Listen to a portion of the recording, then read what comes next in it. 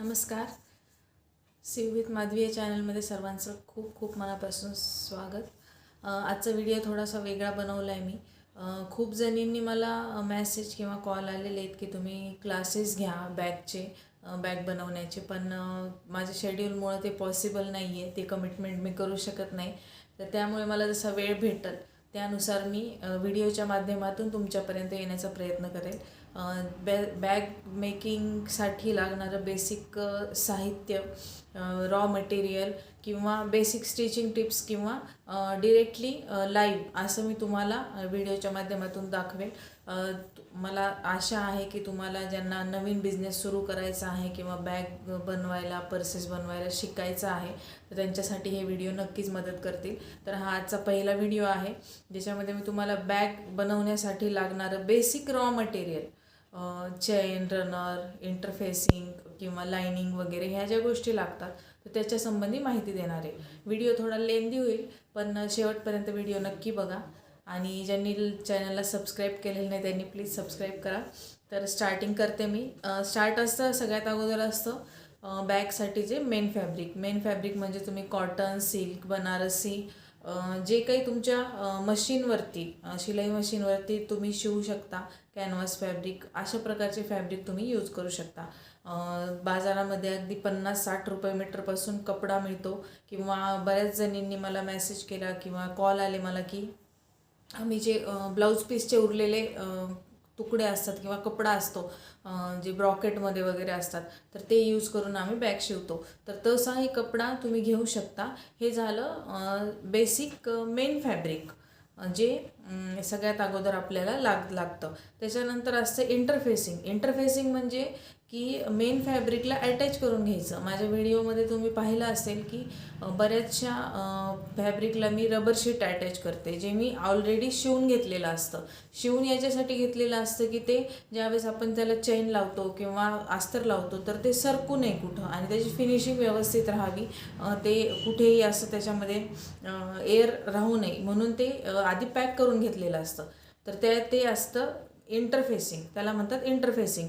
तर इंटरफेसिंगचे प्रकार आहेत. इंटरफेसिंगमध्ये सगळ्यात आधी मी जे यूज करते ते आहे हे रबर शीट. याच्यामध्ये प्रकार असतात रबर शीटमध्ये 1.5 mm, 2 mm, 2.5 mm असे.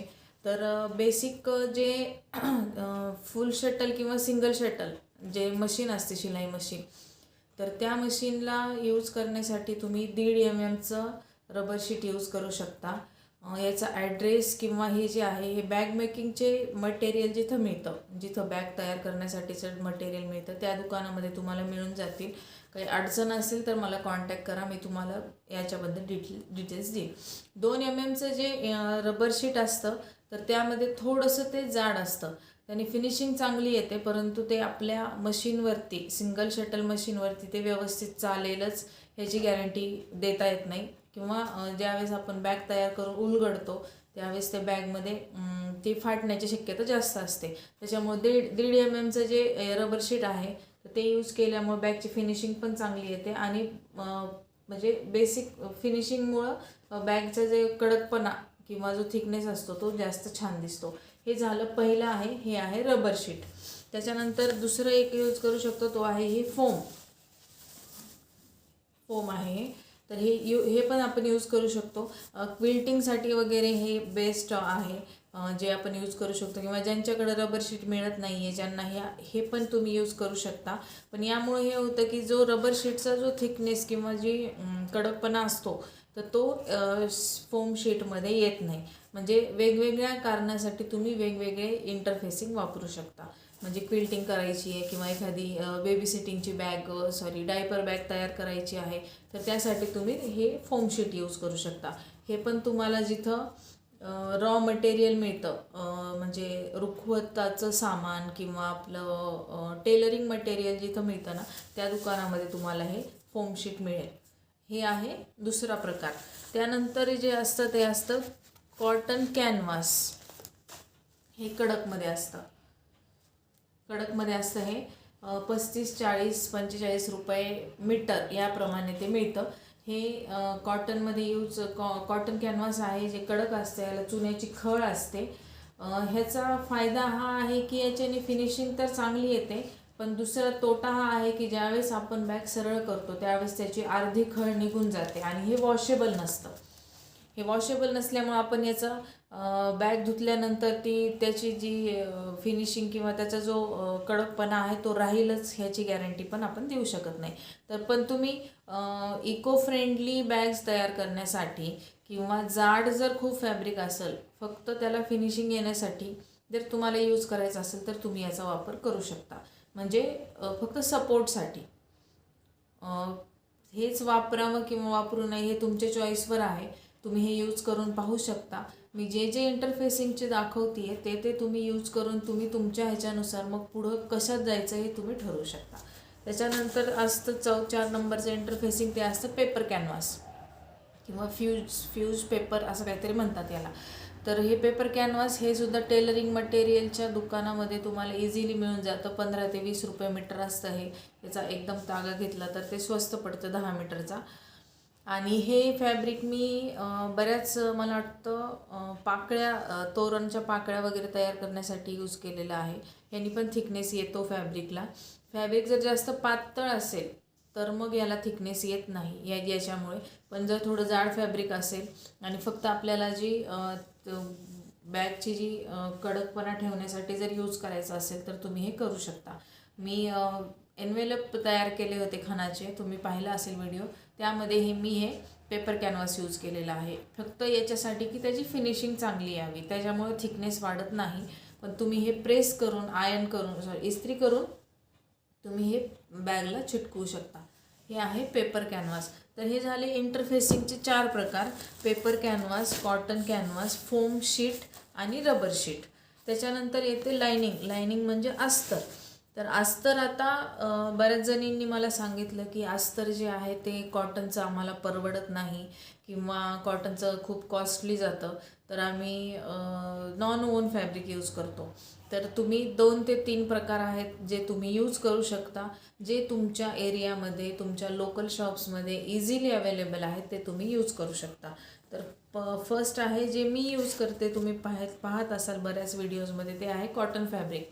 कॉटन फॅब्रिक हे प्युअर कॉटन. अस्तरचा जो तागा असतो दुकानामध्ये मिळतं अस्तर 35 रुपये 40 रुपये मीटरनी, तर ते अस्तर मी यूज करते. आणि ह्या अस्तरचा फायदा आहे की हे वॉशेबल आहे. धुतल्यानंतर हे उलट जास्त भरून येतो हा कपडा आणि मऊ राहतो, लूज पडत नाही. त्यामुळं मी हे कॉटनचं फॅब्रिक यूज करते. तुम्हाला जर परवडत असेल तुमच्या लोकल मार्केटनुसार तुम्ही हे यूज करू शकता. म्हणजे मी एक ऑप्शन देते आहे फक्त की हे आपण हे यूज करू शकतो. तर हे आहे कॉटन फॅब्रिक. हे तुम्ही यूज करू शकता लायनिंगसाठी. त्याच्यानंतर बऱ्याच जणांना जे मी सांगितलं ते आहे हे नॉन ओव्हन फॅब्रिक. हे नॉन ओव्हन फॅब्रिक जे रेडीमेड बॅग्समध्ये आपण बघतो की हे यूज केलेलं असतं. यामुळे काय होतं की बॅगचा थिकनेस चांगला होतो आणि हेही तुम्ही यूज करू शकता. मी हे यूज करत नाही, पण हा ऑप्शन एक आहे की तुम्ही हे यूज करू शकता. हे आहे नॉन ओव्हन फॅब्रिक. असं थोडं ट्रेक्चर्ड असतं. यामध्ये सुद्धा क्वालिटी असते पातळ जाड. तर जेवढं तुम्ही चांगल्या क्वालिटीचा यूज कराल तेवढी तुमची बॅग आणि क्वालिटी चांगली येईल. तर तुम्ही हे अस्तर म्हणून हे यूज करू शकता. त्यानंतर तिसरं आहे ते म्हणजे आहे पॉलिस्टर अस्तर. पॉलिस्टरचा कपडा. पॉलिस्टरचा कपडा यासाठी की वॉश केल्यानंतर तो श्रंक होऊ नये किंवा हा एक चांगला ऑप्शन आहे जर तुम्हाला इझिली तुमच्या शॉप्समध्ये, जवळजवळच्या शॉप्समध्ये अवेलेबल होत असेल तर. हा एक पॉलिस्टरचा म्हणजे कॉटनची जर बॅग नसेल तर तुम्ही एक परवडण्यासाठी, म्हणजे कॉस्ट कमी होण्यासाठी बॅगची आणि समोर पण तुम्हाला होलसेलमध्ये स्वस्त सेल करण्यासाठी हा एक ऑप्शन आहे. जे प्रिंटेडमध्ये पण मिळतं बऱ्याच ठिकाणी. माझ्या इथे मिळत नाही, हे प्लेनमध्ये मिळतं माझ्याकडे. तर रेडीमेड बॅगला बऱ्याच वेळेस हे पॉलिस्टर अस्तर पण वापरलेलं असतं, फक्त बॅग छान दिसण्यासाठी किंवा एक ऑप्शन आहे हा. हे झाले बॅगचं मेन फॅब्रिक, इंटरफेसिंग आणि लायनिंग. त्यानंतर चौथा महत्त्वाचा पार्ट येतो तो म्हणजे चेन. आता चेन कोणती आहे तर ही शक्यतो 5 नंबरची चेन वापरावी. 8 नंबरची चेन खूप जाड होते आणि 3 नंबरची चेन खूप लहान होते. तर त्यामुळं बॅगला एकदम काय म्हणतात मजबूती येण्यासाठी किंवा झिपला चेनला मजबूती येण्यासाठी 5 नंबरची चेन वापरा. म्हणजे तुम्हालाही ती इझिली मिळू शकते कुठेही टेलरिंग मटेरियलच्या दुकानामध्ये. त्यामुळे तुम्ही शक्यतो 5 नंबरची चेन वापरा. कलरमध्ये अशा चेन येतात. स्टार्टिंगला तुम्हाला बिझनेस चालू करायचा आहे तर व्हाईट आणि ब्लॅक कलरची चेन जी इझिली कोणत्याही टेलरिंग मटेरियलच्या शॉपमध्ये अवेलेबल आहे ते घेऊन तुम्ही स्टार्ट करू शकता. त्यानंतर येतं ते म्हणजे रनर. हे असं रनर जे चेनला तुम्हाला लावायचं असतं. हे झालं.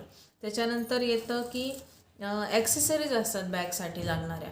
म्हणजे कडी असते, स्लिंग बॅग करायची तर त्याला कडी लावायची आहे, हुक लावायचं आहे, ॲडजस्टेबल हुक लावायचं आहे. तर अशा वेगवेगळ्या गोष्टी या येतात बॅगच्या. तर काही मी तुम्हाला दाखवते त्यातल्या गोष्टी. ही असते ही कडी जी आपण स्लिंग बॅगला यूज करतो. त्यामुळं बॅगची किंमत पण वाढते आणि दिसायलाही बॅग खूप छान दिसते. एक प्रोफेशनल बॅग किंवा ब्रँडेड बॅग जे आपण मार्केटमध्ये खरेदी करतो त्याप्रमाणे जर लुक बॅगला आणायचं असेल तर हे ॲक्सेसरीज आपण यूज करतो. त्यानंतर असतं की स्लिंग बॅगला यूज करतो ती म्हणजे ही ॲडजस्टेबल कडी, बेल्ट ॲडजस्ट करण्यासाठी लागणारी ही कडी. त्यानंतर असतं की ही जी कडी आपण यूज करतो ह्या कडीला बेल्टमध्ये अडकवण्यासाठी ही एक असते. हे असं हे आपण यूज करू शकतो. माझ्या सगळ्या व्हिडिओजमध्ये तुम्ही वेगवेगळ्या ॲक्सेसरीज पाहिल्या असतील. छोट्याशा हँड पर्सला आपण ही कडी यूज करू शकतो. अगदी छोटासा बेल्ट तयार करून ज्यामुळे पर्स जास्त अट्रॅक्टिव्ह दिसते. आणि त्यानंतर येतं की बॅग.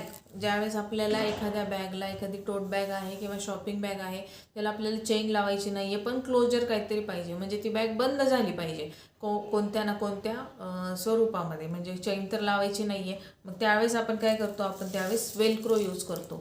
वेलक्रो पण तुम्हाला इझिली टेलरिंग मटेरियलच्या शॉपमध्ये मिळेल. हे असं 2 साईडने उघडायचं असतं. आता बऱ्याच मैत्रिणींना माहिती असेल हे वेलक्रो कसं असतं ते. हे मिळतं. हे 15 ते 20 रुपये मीटरनुसार मिळतं. हे वेलक्रो असतं. याच्यामध्ये व्हाईट आणि ब्लॅक असे 2 कलर येतात. तर हे एक असतं. ज्यावेळेस आपल्याला नॉमिनल म्हणजे फक्त बॅग क्लोज व्हावी असं वाटत असेल किंवा ज्यावेळेस आपण फ्लिप तयार करतो बॅगसाठी, चेन लावली आणि वरतून एक फ्लिप कवर तयार करतो त्यावेळेला क्लोज करण्यासाठी तुम्ही हे वेलक्रो यूज करू शकता. त्यानंतर चौथं आहे की हे मॅग्नेट बटन. मॅग्नेट बटन पण सेम कारणासाठी यूज करतात. ज्यावेळेस आपण मोबाईल पाऊच किंवा फ्लिप वरतून क्लोज करतो त्यावेळेला हे मॅग्नेट बटन यूज करतात. तर हे सर्व बेसिक मटेरियल आहे जे बॅग मेकिंगसाठी आपण यूज करतो किंवा मी यूज करते. आणि ज्यांना बिझनेस स्टार्ट करायचा आहे त्यांच्याकडं ह्या ॲक्सेसरीजमधल्या बेसिक गोष्टी फक्त चेन आणि रनर एवढं घेऊन तुम्ही स्टार्ट करू शकता. त्यानंतर हळूहळू डेव्हलप करत तुम्ही यामध्ये ह्या ॲक्सेसरीज ॲड करू शकता. जसे तुमचं बिझनेस फिनिशिंग वाढेल, जशी तुमची प्रॅक्टिस वाढेल हळूहळू तुम्ही या गोष्टी घेऊ शकता. यातल्या काही ॲक्सेसरीज जर तुम्हाला पाहिजे असतील तर मला कॉन्टॅक्ट करा. मी तुम्हाला प्रोव्हाइड करू शकते जर तुमच्या एरियामध्ये भेटत नसतील तर. आणि बाकी बेल्ट तयार करण्यासाठी एक यूज करतात ते म्हणजे हे प्लास्टिक कॅनव्हासची पट्टी. ही पण टेलरिंग मटेरियलच्या दुकानामध्ये मिळते. ज्यामुळं बेल्टचा थिकनेस वाढतो आणि फिनिशिंग छान येते. म्हणजे कपडा जर लूज असेल तर त्यामुळं कपडा लूज पडत नाही याच्यामुळे. आणि हे वॉशेबल असल्यामुळे हे पट्टी अशीच राहते धुतल्यानंतरसुद्धा. अगदी तुम्ही डेली यूजच्या बॅगसाठी सुद्धा हे यूज करू शकता. स्लिंग बॅगमध्ये किंवा शॉपिंग बॅगमध्ये जे आपण हँडल तयार करतो त्याच्यामध्ये तुम्ही ही 1 इंचाची पट्टी यूज करू शकता. तर हे झाले आपल्या बेसिक गोष्टी ज्या बॅग तयार करण्यासाठी आपल्याला लागणार आहेत. मला वाटतं की ह्या पहिल्या व्हिडिओमध्ये बॅग ट्युटोरियलच्या मी बऱ्याचशा प्रश्नांची उत्तरं मैत्रिणींचे दिले असतील. तरी पण तुम्हाला काही प्रश्न असतील तर डिस्क्रिप्शनमध्ये माझा नंबर दिलेला आहे, लिंक दिली आहे, त्यावरती मला कॉन्टॅक्ट करा. काहीही अडचण असेल बॅगशी रिलेटेड तर मला कॉन्टॅक्ट करा. मी तुमच्या शंकेचं निरसन करण्याचा नक्की प्रयत्न करेल. आणि प्लीज व्हिडिओला लाईक करा तुमच्या मित्रमैत्रिणींमध्ये ज्यांना बॅगचा बिझनेस एखाद्याला स्टार्ट करायचा आहे, बेसिक माहिती पाहिजे, त्यांच्यासोबत हा व्हिडिओ नक्की शेअर करा. थँक्यू.